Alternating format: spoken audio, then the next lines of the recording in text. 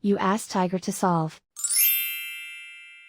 This deals with linear equations with one unknown. The final result is a equals -2.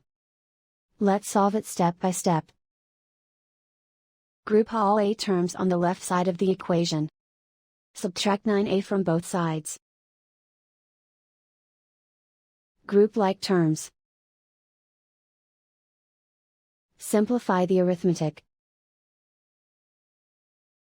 Group like terms. Simplify the arithmetic. Group all constants on the right side of the equation. Subtract 5 from both sides.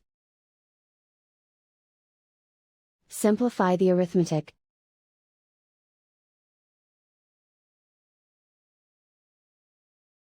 Isolate the a. Divide both sides by 5. Simplify the fraction.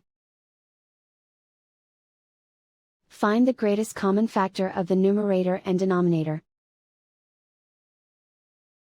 Factor out and cancel the greatest common factor.